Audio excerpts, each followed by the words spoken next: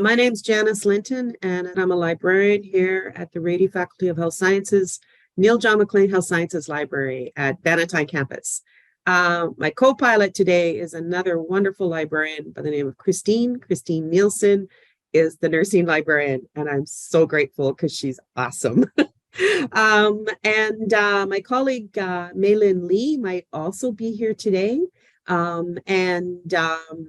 Christine, Maylin, and myself, we are the librarians responsible for spearheading the knowledge synthesis section of the Neil John McLean Library to help people do systematic reviews and other types of reviews. So we're just going to get started. This is a 1-hour session. Going to try to finish on time. So this session is the introduction to systematic reviews. It's part 1 of a 5-part series. So there's another session this week on Thursday over the noon hour that Christine is going to teach called Setting Up a Search. Part 3 is next week, Advanced Searching.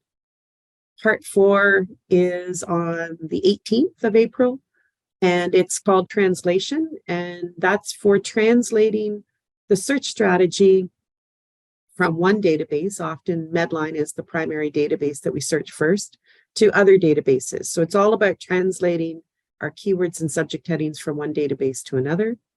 Part 5, that one Christine's going to teach on using Covidence for your systematic review. And Covidence is a really great piece of software that we've purchased for you to access. If you want to sign up for these sessions, there's a link, and it comes from the Neil John McLean Library Health Sciences homepage, and I'm going to show you that in a couple of minutes. First of all, I want to acknowledge the health sciences librarians that have developed this series over the years. Hal and Andrea kicked off the development of the series in 2016. Many of my colleagues have worked on and delivered this series for several years. We do it as a spring workshop series to support a lot of students and research assistants as well as faculty. We're particularly busy in the spring and summer doing these large reviews, or at least starting them. I updated this session for this year's series. So I acknowledge I made a few changes. I also acknowledge that any harms, errors, or mistakes that I made, I completely own. I also want to mention the health sciences librarians for the Rady Faculty of Health Sciences. So this is your team now. Carol Cook is the librarian for medicine. Many of you may know her. She's worked with me for a long time. Maylin, Hal is, Maylin's for pharmacy, Hal's for the College of Rehabilitation Sciences. Carolyn Monin is another librarian with us. She's responsible for dentistry, dental hygiene. She helps Carol out a lot in medicine. Christine, as I mentioned, is for nursing.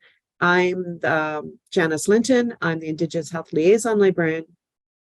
I've worked for the Neil John McLean Library for 24 years. I'm primarily responsible for supporting the work of community health sciences and anybody interested in Indigenous health. So primarily, I support people affiliated with Angamasan, but other faculties as well.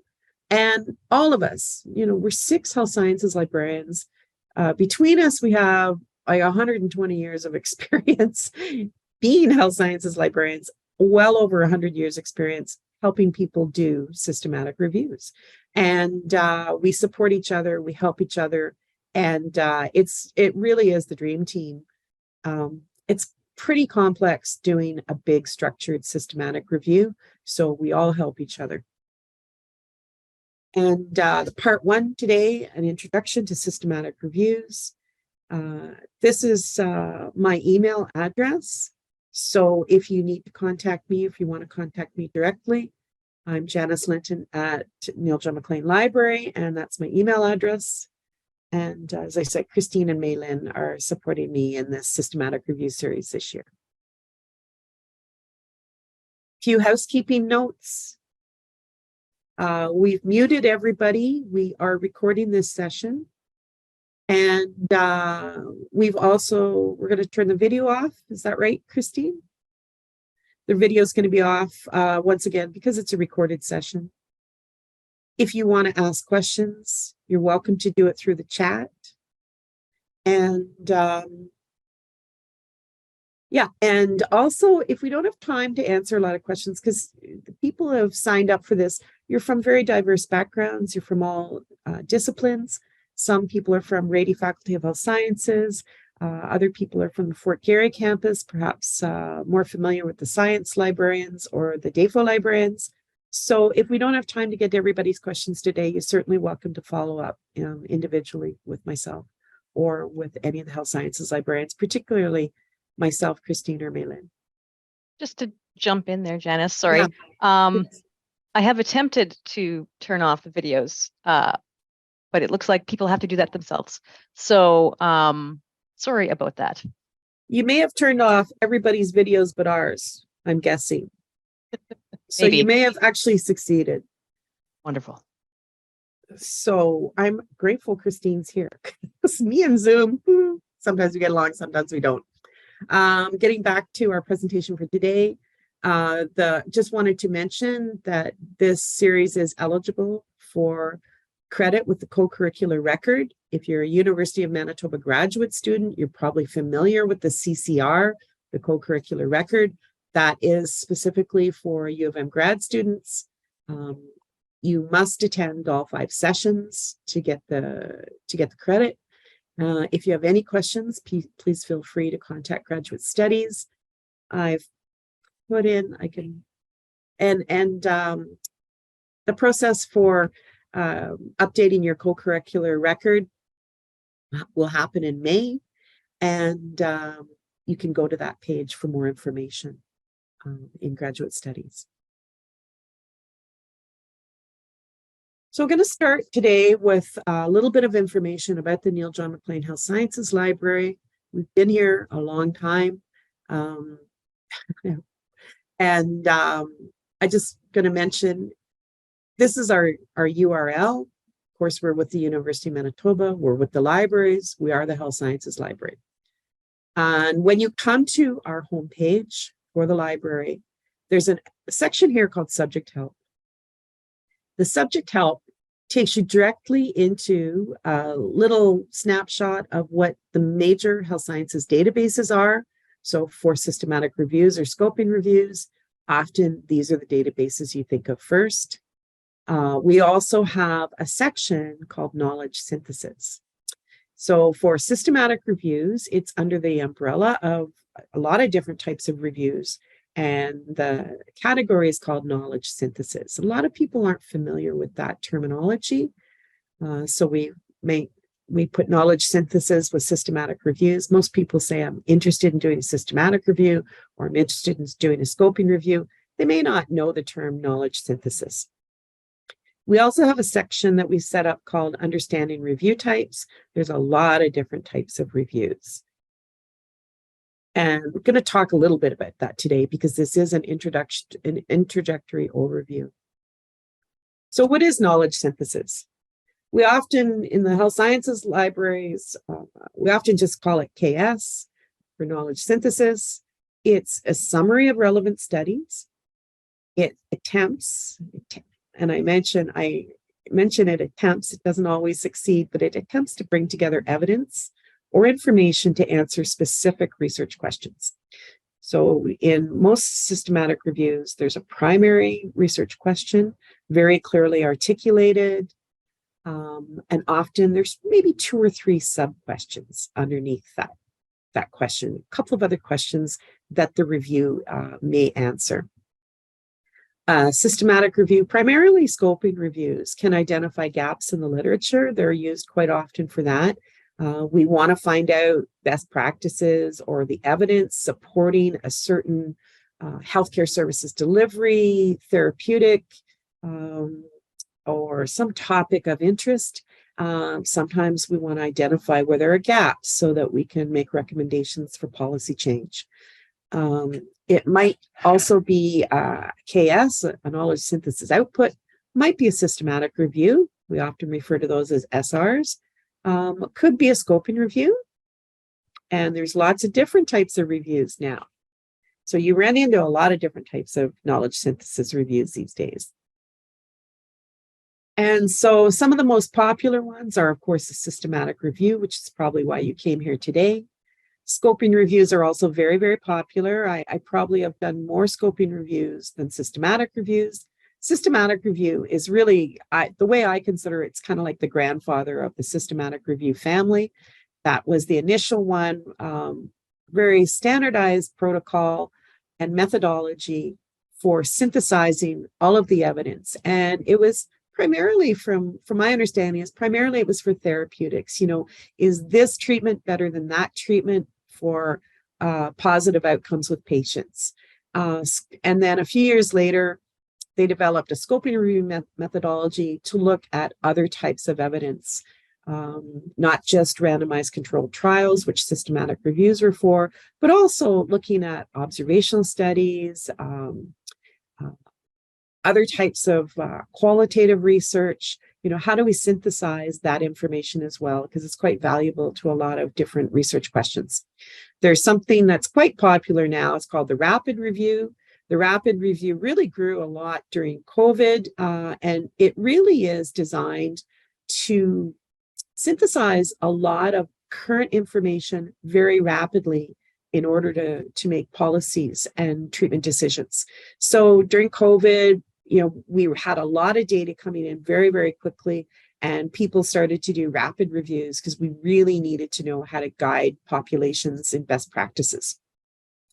Rapid review is not a shortcut systematic review. It's not a shortcut scoping review. Doesn't necessarily take less time than these large reviews. So people think, I'm going to do a rapid review because it's faster. Well, it's not actually faster.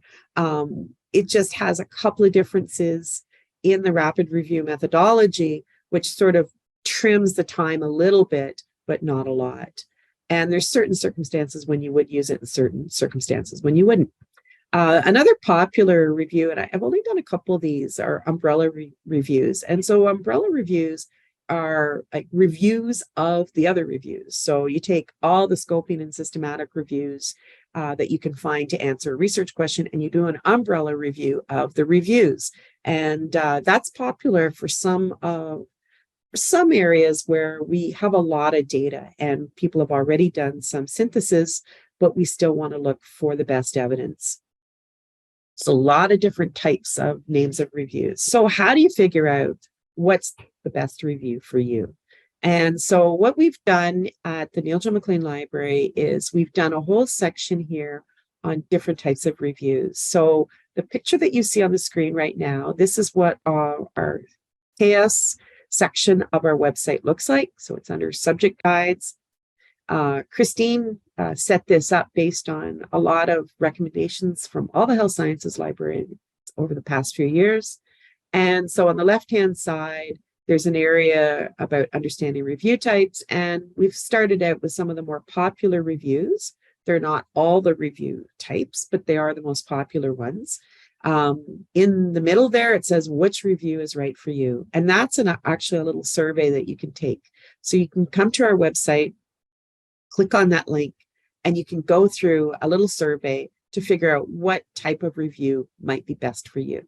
And the nice thing about that is that you can go through and look at different types of reviews. And then if you don't like the answer, you can go back and take the survey again and look at it again. And maybe there's a different type of review that might be better for you. You can also come and talk to a librarian and find out which type of review might work for you. Most people have pretty clear idea of what type of review is going to work, but not always. We've also provided some suggested readings. So there's a million types of reviews out there. There's 14 that have been identified in one of the pieces of literature that goes back to 2009. So 14 different types of reviews. I go to a website called Temple University Library Systematic Reviews. They have, 10 or 12 listed. I've seen, 16, 19, 20 listed, depending on the article. It's a lot of different types of reviews, but they all have a lot of common denominators. And I see that some people have put in some chat, and Christine's monitoring the chat for me.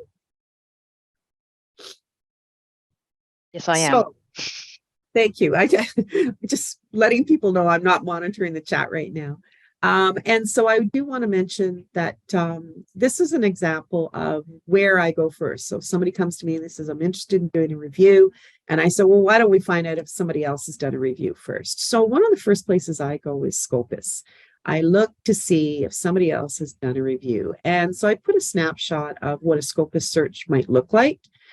This one was just a general search, just to give you an idea of some different types of reviews. So if I look at the one at the top, it's a systematic review and meta-analysis. And I love the title. It's a long title, but at the end it says still no sufficient evidence for clinical decision making. So I thought that was kind of an interesting one. Other people do systematic reviews. Some people do narrative reviews. I've noticed, I've been looking a lot at narrative reviews recently, and they often use some systematic review methodology in order to do systematic searching and reporting of their outcomes. So that is also of interest. Narrative reviews are really good.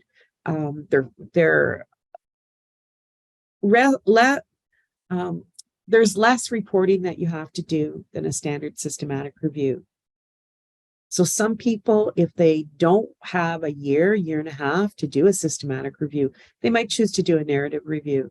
You have to really look at what your research question is and what your goals are. So the basics of systematic reviews.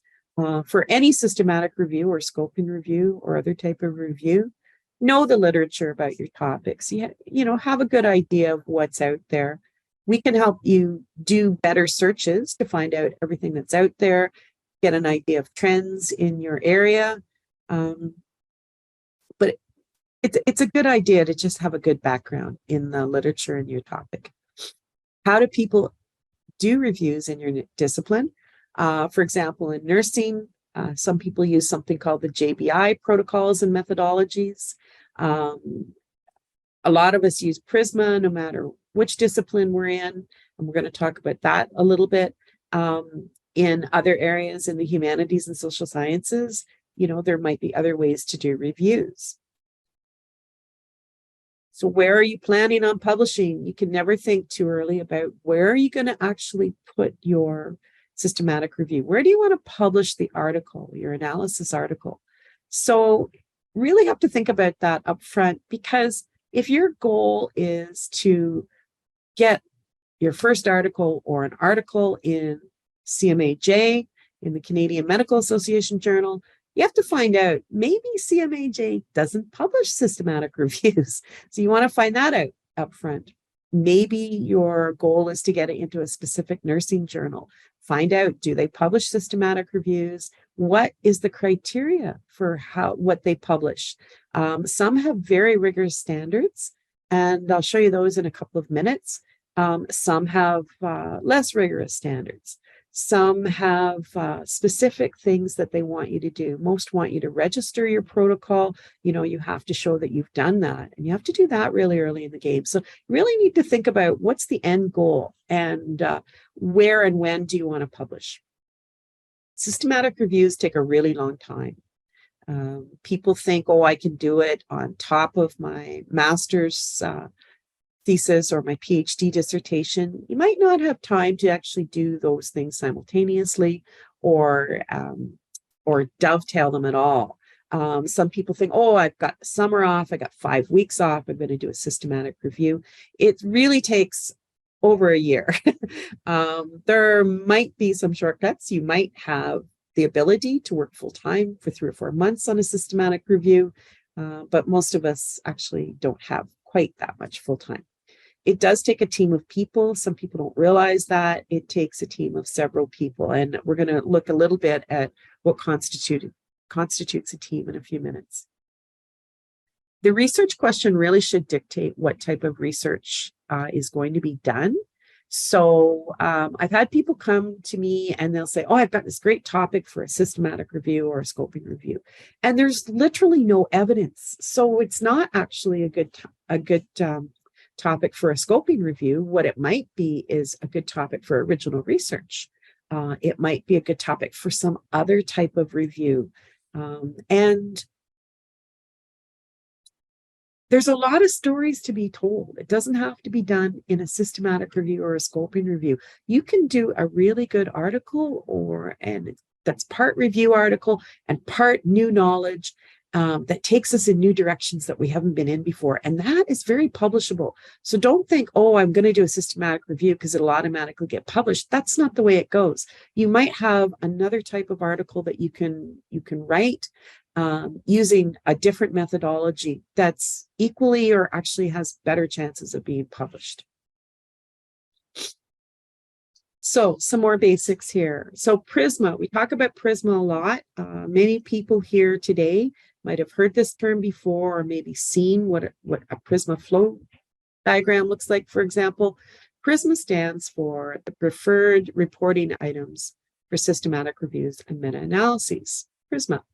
So that is a standardized way to report the results of a review. It's applicable to different types of review. Different elements of Prisma might be used. For example, almost all of us use a Prisma flow diagram to show how we did our review and what the results were like. Many of us use a Prisma checklist. I publish sometimes, I co-author in articles in a couple of major journals, and you can't even get them to look at it without having done a Prisma checklist, including it with the publication, and it will be published. So, and they check it to make sure you did it right. So what's Prisma look like? Prisma has a website where there's lots of great tools.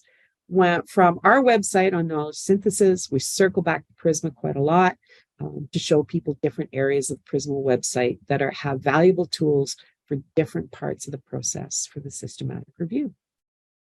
So I just want you to be familiar with what that looks like. The Prisma 2020 checklist is very important. That's the checklist I mentioned. That's 27 items. And it helps you to actually meet all the requirements of Prisma in order to do a satisfactory review that is suitable for publication. You know, it shows how you did your review. It's like a checklist. The flow diagram, there's a handy template for a flow diagram. There's a couple of different versions of the flow diagram now, a couple of different versions of the checklist, depending on what type of review and where you're in the process of your research. So there's a lot of different tools there. So what's a Prisma flow diagram look like? Once again, I expect this image will look familiar to a lot of people here. This is the template from the Prisma 2020. So this is a just standard template for a standard type of review or a systematic review. There's the source of this is on the right-hand side. This one hasn't been filled in yet, but this is where you start. And I say to people, you can never start on your Prisma flow diagram too early. You're not going to fill in the numbers. It shows the numbers of records identified corresponding to the research that you're looking at. So it's not going to have the numbers yet until you do those database searches, but you should kind of know how your story is going to look. And there's lots of different variations. This is sort of the standard template, but you're telling the story that you're going to tell, but this is how you start off with a Prisma flow diagram. And so the other thing is when you're looking at the literature, because you're going to look at other people's systematic reviews and scoping reviews as you're developing your protocol and methodology. And you may stop and look at their Prisma. There may be elements in somebody else's Prisma that you like. Maybe you liked their exclusion or inclusion reasons. Maybe you want to look at, I always look at the number of studies retrieved. If somebody had to look at 8,000 citations and abstracts in order to do their review, I think maybe they should have had, a librarian help them with their search a little more. 8,000 would be an awful lot for a team to look at. So, the Prisma to me tells me a lot of different things about how the research was carried out. So what is a systematic review? So this is the classic definition. It attempts to collate all the empirical evidence, so all the evidence to date, and it has to fit predefined eligibility criteria in order to answer a specific research question. Very, very important to develop a specific, detailed, unique research question. It uses explicit, very visible systematic methods that are selected with a view to minimizing bias, especially on the classic systematic reviews, and provides more reliable findings from which conclusions can be drawn and decisions made. So they've been around, the systematic review, the grandfather of them all, has been around for a while. And it's so that we can, whether we're a peer reviewer or whether we're just using the information, we can see very easily what the methods were used so that we can critically appraise the systematic review or scoping review that we're using in order to see if it meets our standards for rigor. So it starts with a clearly stated set of objectives. It has predefined eligibility criteria for studies, and it's really important that when you register a protocol, when you develop your methodology, you have a really good idea of what's going to be included and what's going to be excluded. And there's lots of different reasons for why you might include or exclude something depending on the topic and the research question. It provides an explicit, reproducible methodology, and this is really important. This comes from basic science as well, that everything that you do in the systematic review really has to be visible, and somebody can come along 5 or 10 years after you've done that review, and they could run that review again, and basically see what new information has been found. So it's really has to be reproducible. You have to give a lot of detail. Systematic search that attempts to identify all studies that would meet the eligibility criteria. So that's where the librarians often have a little bit of advice, some tools, some tricks, some tips on how to do a systematic search, how to record your systematic research or your systematic search, and how to search a lot of different databases and other sources. Another characteristic is an assessment of the validity of the findings. And this is to look at the assessment of risk of bias. And this is mostly important for systematic reviews. Scoping reviews take a little bit different tact sometimes, but there's a lot of different tools to assess validity of the findings and risk of bias. Another characteristic is a systematic presentation and a synthesis, knowledge synthesis of the characteristics and findings of the included studies. Once again, sort of standardized so that we can look at several systematic reviews and find the best evidence. So systematic review elements, I'm going to go through. The librarians here, they identified 12 essential steps. And so these are pretty common. The steps themselves are pretty common across the different types of reviews or systematic reviews. Maybe some variations depending on if you're doing a systematic review or a scoping review or another type of review. And so a lot of people would look in the Cochrane Library. The libraries provides access to the Cochrane database of systematic reviews. That's where that's a whole database just of reviews. So that might be one place to look to see if somebody else has already done a review. Scopus, I like to search Scopus as a first stop for myself when I'm thinking about doing a review or helping someone out with a review. Often we'll start typing in what they're telling me for the topic of their review, and I'll look, has somebody else done a review already of this? Has somebody done a similar review?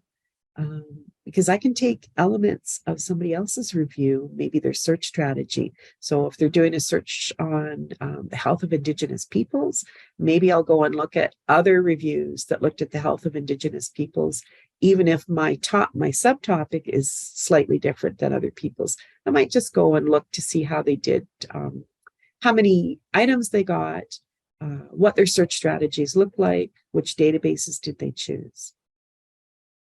Another place to look is Prospero.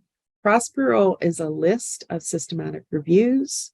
So once again, like Cochrane Library, we go in there, look to see if somebody else has already registered a review that's similar to ours.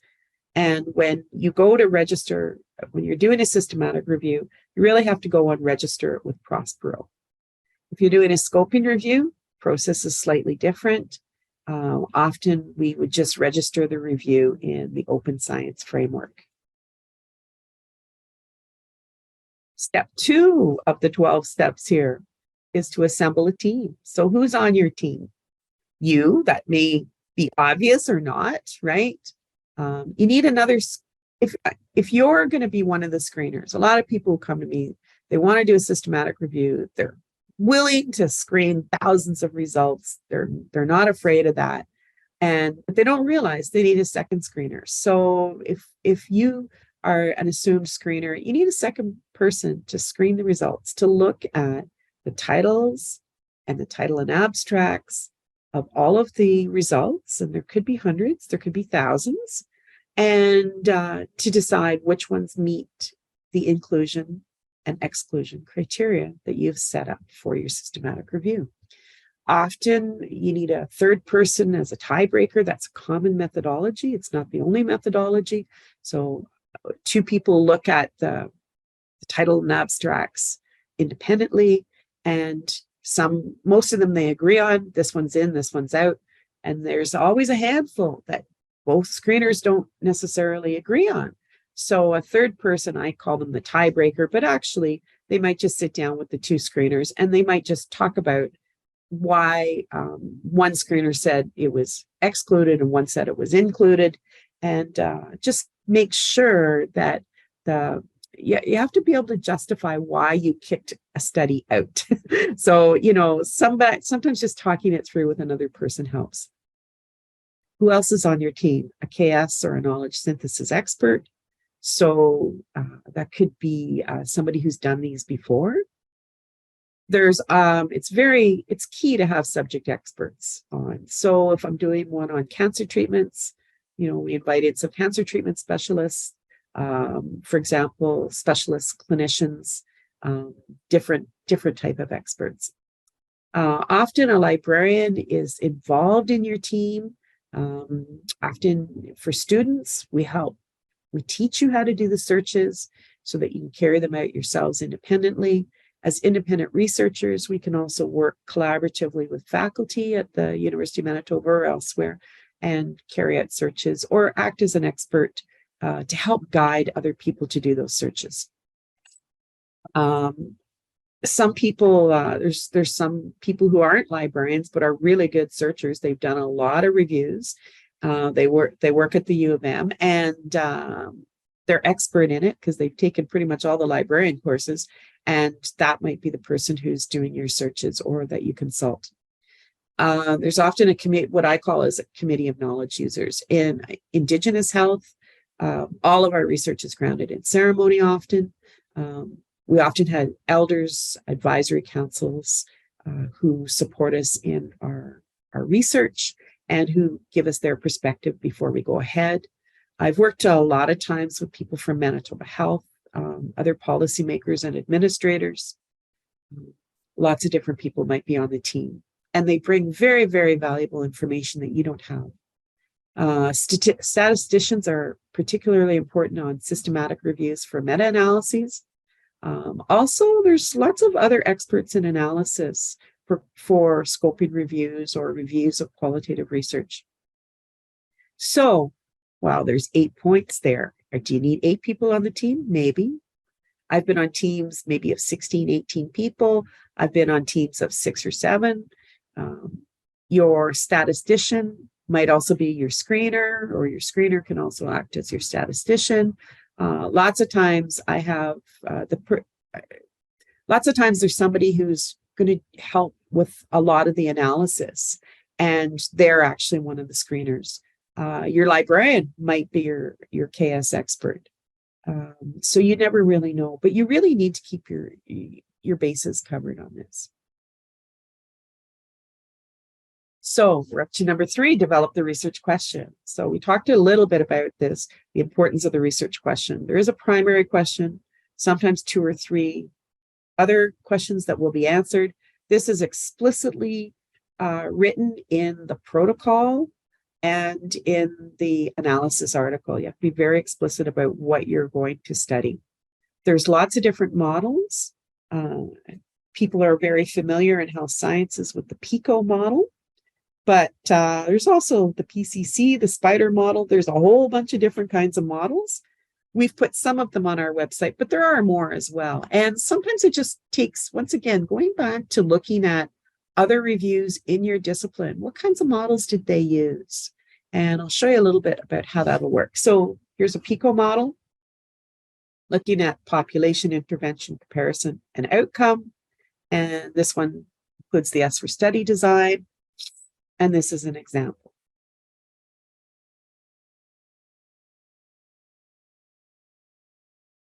So that is a clearly defined question. What is the effectiveness of non-surgical interventions on shoulder pain, range of motion and function for managing adhesive capsulitis in patients with diabetes?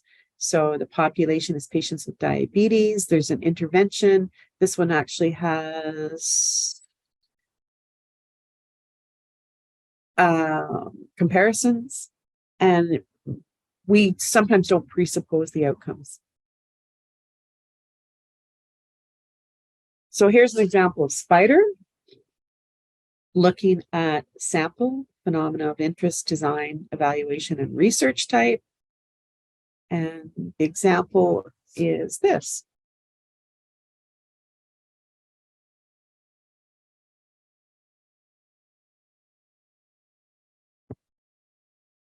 And for some people, what they do is, some people are really good at writing that initial question. Most of the teams I've worked on, it's people need to talk about the question because there's always something not clear. You know, how do we define young parents? Those become part of your inclusion and exclusion criteria. And so often the question starts out, looks good, and then a few people start to look at it and the draft becomes more refined. The question becomes more precise, clearer, more reasonable. Some people's questions are huge and it's like, you can't do a review on that. You need to break it down into sub-questions, or at least, or sometimes pair off part of the question. Sometimes the question is bigger than the review can actually answer in a systematic way.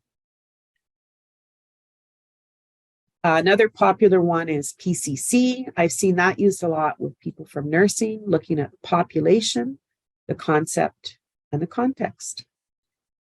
And an example of that is this question. And so they might be fairly simply stated questions or more complex. Number 4 of the 12 steps.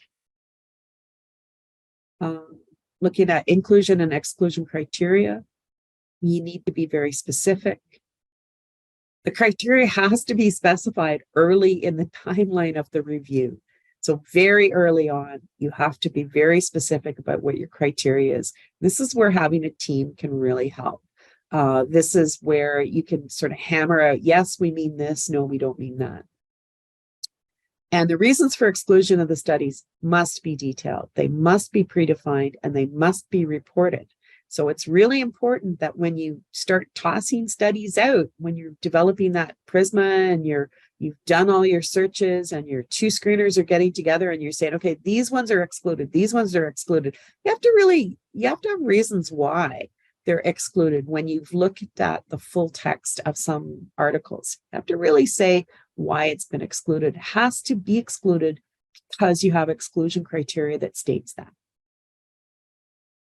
So here's an example of somebody's inclusion and exclusion criteria. So if you look on the left-hand side, there's the PICO model. They have a clearly defined population. They have an intervention. They have a comparator.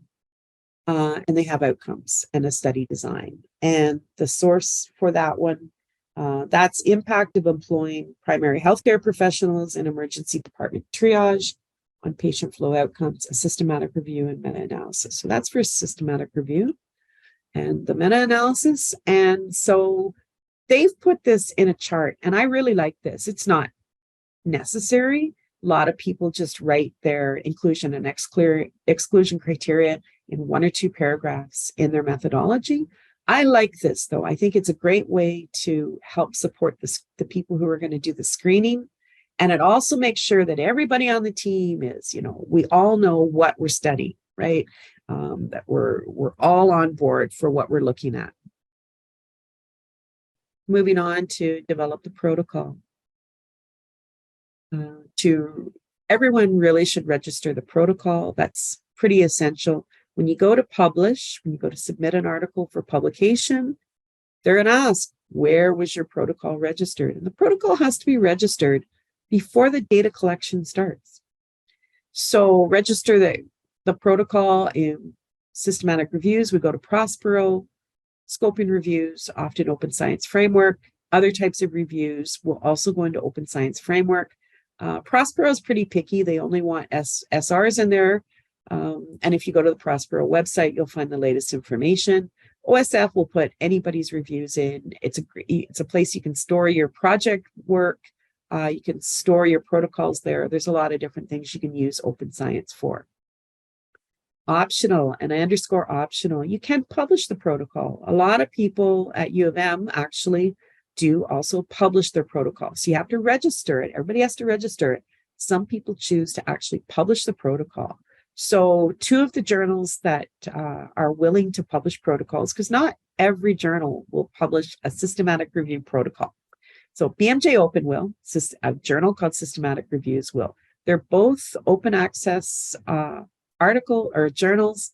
They both have pretty heavy article processing charges. So cost you thousands of dollars to publish a 4 or 5, 6-page protocol in one of these major journals. So, and they're pretty picky about which protocols they will publish. They have their own standards that go beyond Prisma. But these are good things to think of up front. So good guidance for developing that protocol, circling back. So the Neil John McLean subject guide on knowledge synthesis, I showed you how to get there. The Prisma 2020 website, showed you a screenshot of that earlier. The checklist is really important for developing the protocol. It really helps. The tip sheets, there's tip sheets under the scoping reviews protocol, which are really, really handy. They show some really good examples of what your protocol is going to look like, how to complete the checklist. I've put up some references also to the really best methodologies for using Prisma for these types of reviews. And so we've put links to those from our website as well. And this would be a good starting place. They have very good examples of what each element of your review should look like. So it's not just theory, it's actual examples. So you can help for it. That'll help you craft, not only your question, but your inclusion and exclusion criteria. It will help you know how to display that information for your readers. Up to step 6 of 12. We have a few minutes left here. So searching the literature. This is where the librarians come in. So first order of business, consult the librarian. You can never consult the librarian too early. So decide which databases you want to include. You might have some ideas. You've looked at some literature, some similar reviews in your discipline. They've suggested some databases. Come to a librarian at the University of Manitoba, just talk about them. You might say, well, I think I should use PubMed and I think I should use PsycInfo. And we'll help you figure out the best way, the most efficient way for you to pick the right databases to minimize duplication, maximize results. We'll also help you figure out how to do those searches most efficiently so that you don't get 8,000 irrelevant hits. You get 3,000 with higher relevancy. So you don't have to screen. We can help save you screen 50 articles here, 100 there, 3,000 there, depending on how you do your search strategy. We can help you save a lot of time. So you will be developing a search strategy with our help. You have to identify subject headings that are applicable to your topics. Develop the search strategy. You have to think about keywords. Once again, this is where your team comes into action. You talk it over with your team and they say, well, what about this concept? And what about that concept? And what about this keyword? What about, there's a lot of literature under that. They can help you develop that list of keywords, and the librarian can help you put it into the proper syntax or grammar to do an effective, efficient search. Also, librarians are really good at helping you identify some search filters. We also call them hedges. And once again, just to focus primarily on what you're looking for by excluding what you're not looking for. So search the literature, part 2, right? Consult a librarian, right? Once again, maybe come back, do another consultation with a librarian. In this series, the other 4 sessions of this series, we're going to look at how to do searches. We're spending 2 sessions on how to do searches and 1 more on how to translate that search to the other database. So there's a lot involved, and you'll have to translate the search across all databases. So it's always good to know how many databases you're going to search.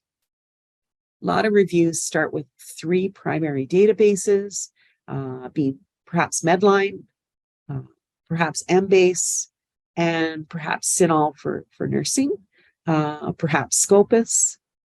Some topics require us to look in 6, 7 databases, 8 databases, and other areas where the literature might be. So, the more databases you pick, the more translating you have to do. So it's good to talk to a librarian and figure out which databases you are going to use, and which ones you're not going to use. You have to, once you finalize your searches, and it takes a lot of time, you have to go from a draft to a final search in each of those databases. Then you run your searches, and you keep lots of records about what you're searching, what you're testing, which databases you're using.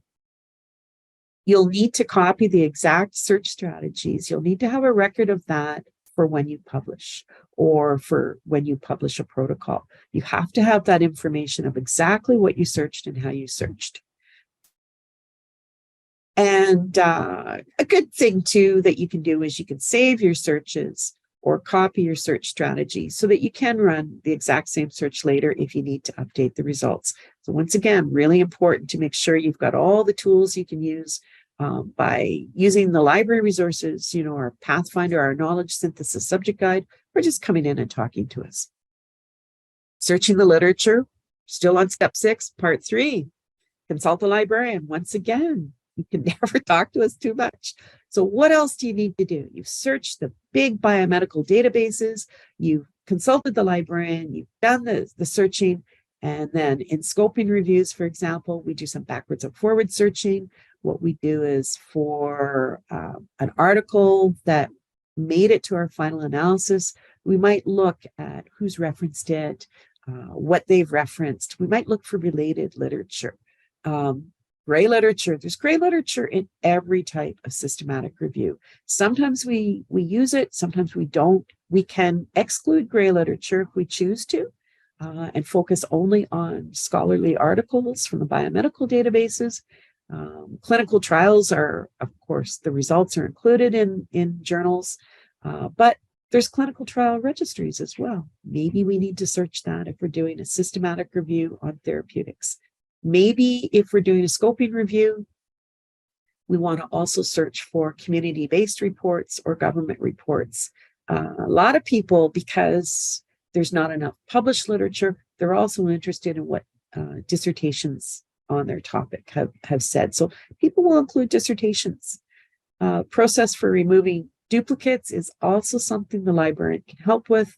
Christine is going to talk, she's going to teach about covenants next week, or in a few weeks. And so that covenants removes the duplicates quite nicely.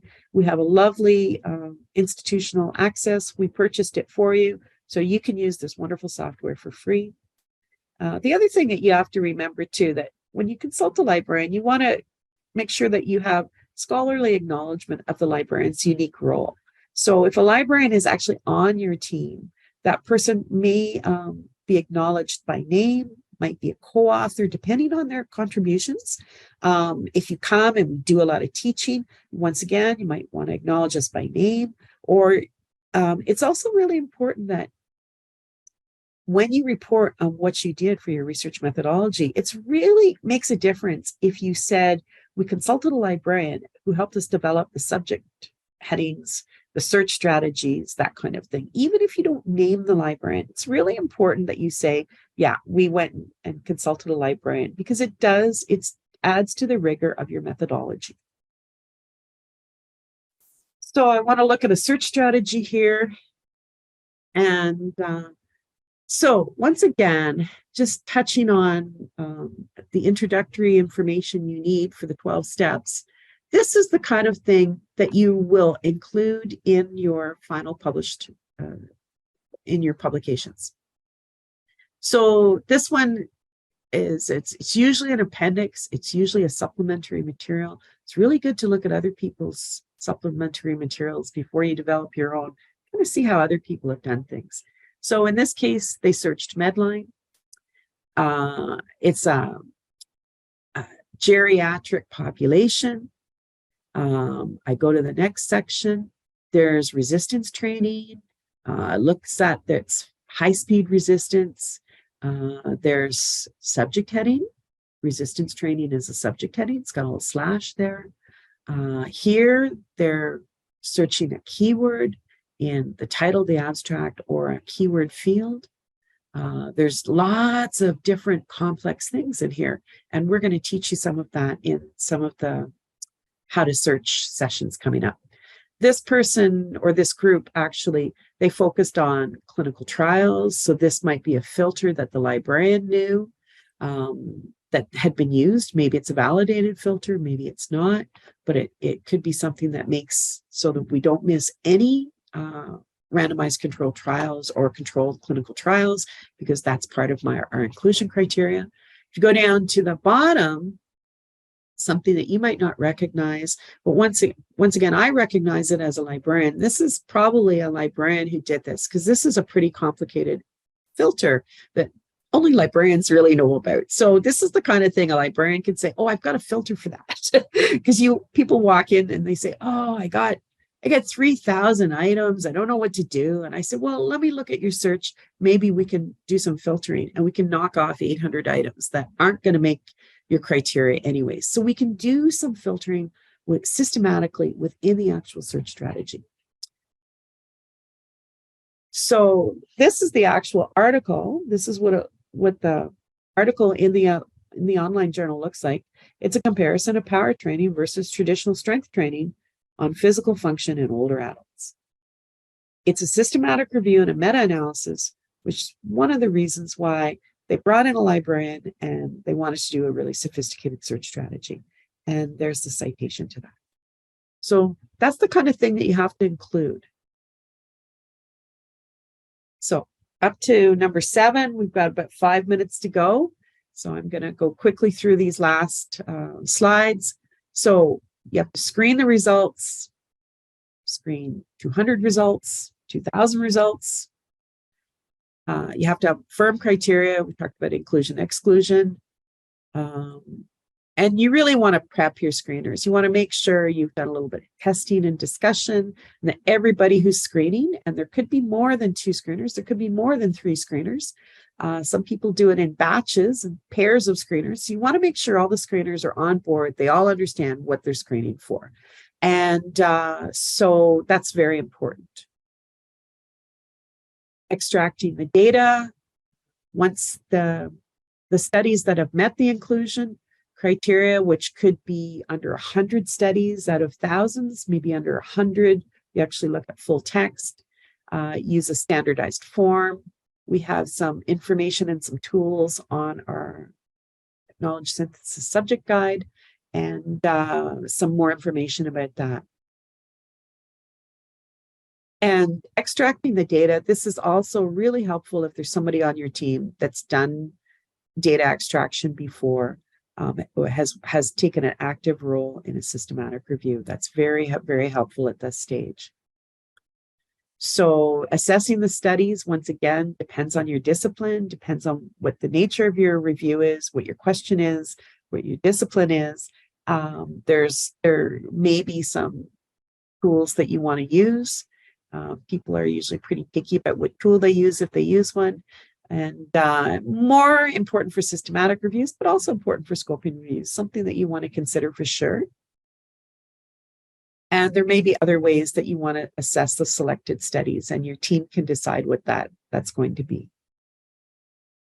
Analyzing the data, this is where if you've got a lot of quantitative data, if you're doing a meta-analysis, this is where a statistician can really help.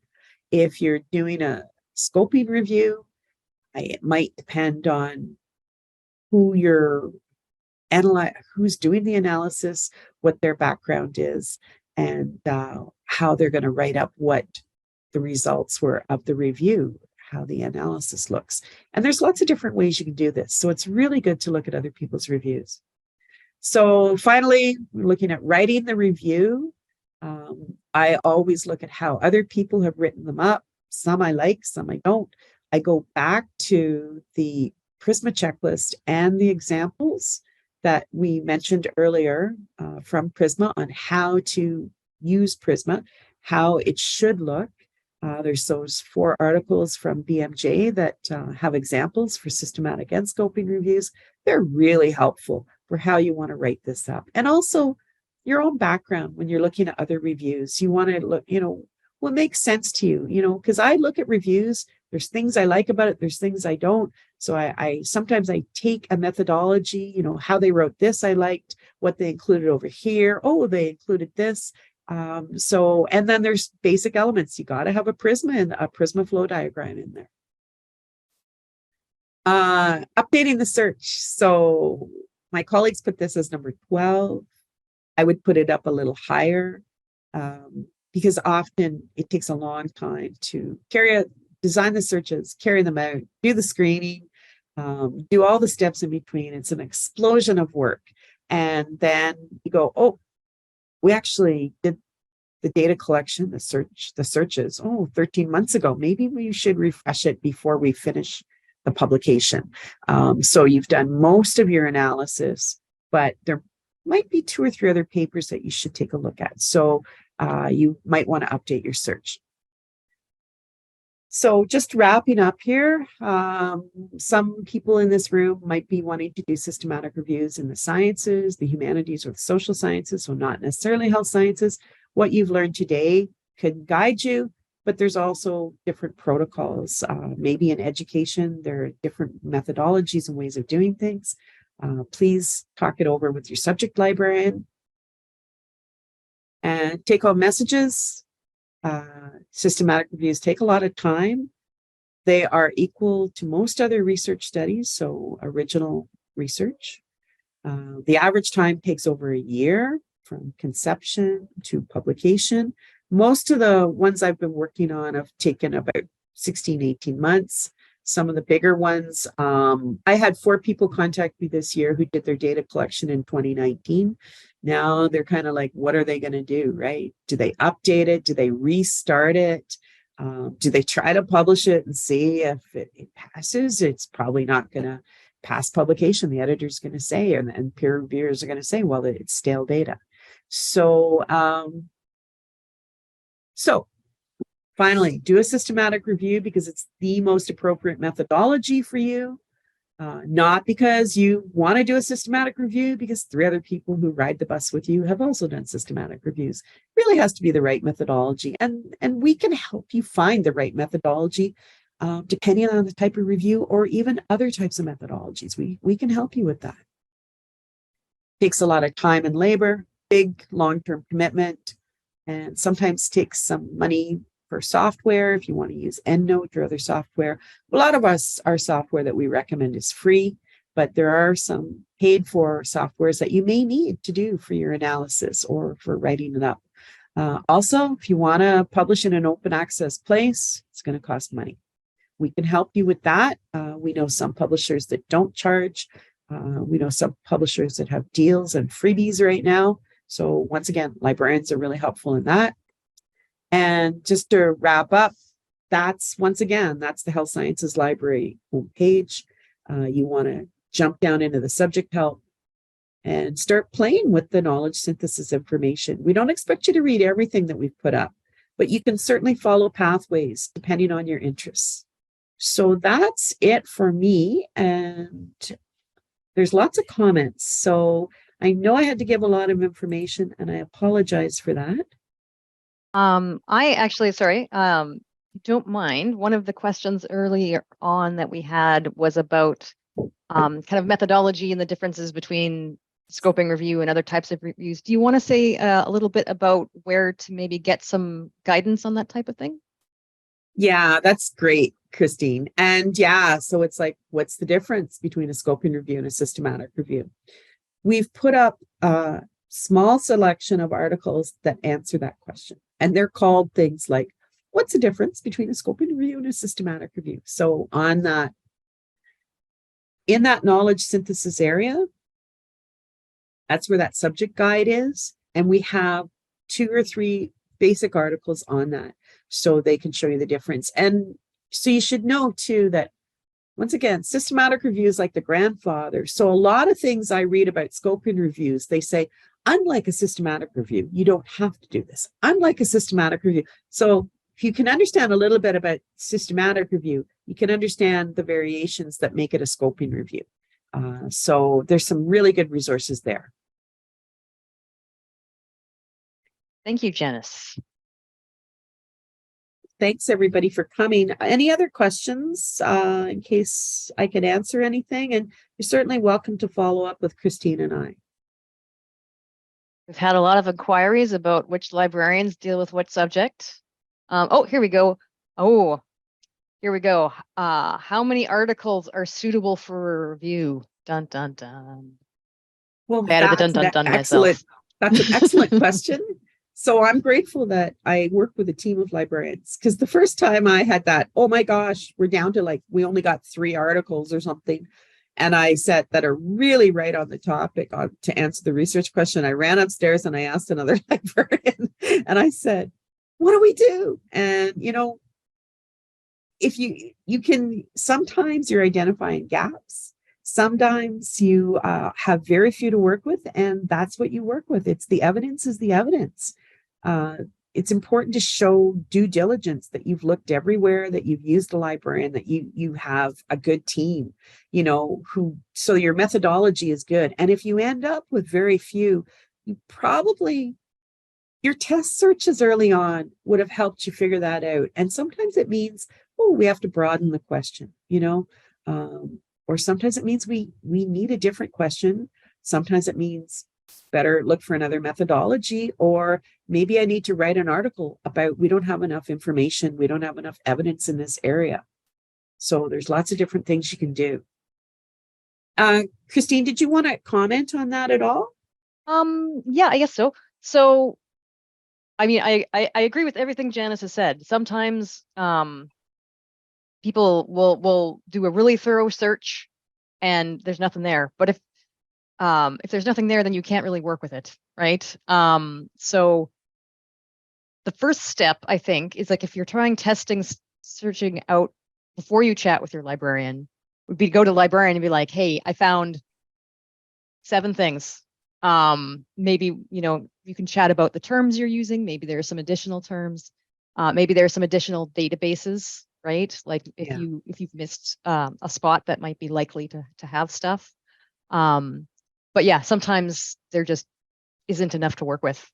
So maybe you don't do a systematic review. Maybe you do something else, right? We've had another question about whether it is possible to do a systematic review of case reports or case series. What do you think about that? That's a great question. So I happened to just glance at a few reviews this morning. Somebody did that. Somebody did a systematic review of, I think it was case reports. Anyways, what you can do is you can email us or contact us, and we will help you set up a search in, say, for example, Scopus, to see who else has done systematic reviews looking at just case reports or case series, right? and see if anybody's done it. And then you can look at their methodology. We can help you look at their methodology to see if it's viable. But, Christine, have you done that yourself? Like, I haven't actually done that myself, but I know that I like actually done one where I only looked at case reports or case series, but have you? So far, nobody I've worked with has limited to case reports or case series. I think it's worth pointing out that like there are different types of studies, right? There are different types of analysis, right? So like you're not going to do probably a meta-analysis on case series. I'm guessing. I'm not a stats expert. Just because of the type of data that's available in quantity, right? Because my understanding is that the someone has read one, and methodologically it was not robust. Oh, and it's the same person that answered the question. It's Henry. So there you go. Yeah. We can help you find more to see if that's true, because I did see one this morning. I was like, oh, that's kind of interesting, but once again, might not be methodologically not robust. But we could help you find some more. Yeah, you can do it just narrative systematic reviews as well. Like if there is no stats to be crunched, right? Sometimes people do that. They'll just be like in the article, they'll say no, there was no data suitable for meta-analysis, so they just kind of do a narrative summary as well. Yes. Yeah, and some people do like a series of case reports and a literature review. They don't call it a systematic review, though they may do systematic searching to identify the literature for that review.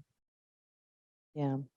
And the time, somebody asked about the time frame. Oh yeah, I've done stuff on rare diseases too. So yeah, I understand that. I worked recently with somebody where a lot of the work really was very small cases, like a small case series, and so they just set a criteria that, for example, they wouldn't look at anything with less than 5 people. So if it had less than 5 patients, they wouldn't include it in their review. If it had more than 5, they did. And I'm just going to go on to another question by another person: how to decide the time frame for the studies included. That is really based on a lot of different things. I can't go into that today, but if you contact me directly and if you had a specific research question, we can kind of figure that out together. I'll probably cover that more in advanced searching, because it depends on the discipline. It really does. I would argue it depends on what's changed, because information does not expire at year 6. Just saying. I know that a lot of people like to be like, only the last 5 years, but that's totally arbitrary. And the review is intended to get all of the information and synthesize it, right? Oh, definitely. That's my plug. Yeah. Timeline or date of publications to go back 5, 10, 20, forever years. Something we talk over a cup of coffee. And it's really dependent on what the topic is and what the question is. So somebody asked about access to a recording of this presentation. Sorry, I forgot to mention that. We're going to put the slides up today on our website, and the recording will be available in a few days. I'm not sure exactly when. Some techies have to go in and massage it a little bit. Thanks, Christine, for putting up the link. No problem. And yeah, thanks everybody for coming. It's very introductory, but I hope I get to meet you if you're interested in learning more about searching, because I'll be teaching that next week, and Christine's going to be teaching it on Thursday. Yes, we're talking about getting organized. Very important. Hope to see you there. So I hope we've answered everybody's questions, and thanks again. I wish we could do this in person, but more and more people can attend on Zoom, so that's how we do it. And thanks, Christine. You've been just wonderful help. I really appreciate it. My pleasure. Thanks for coming, everybody.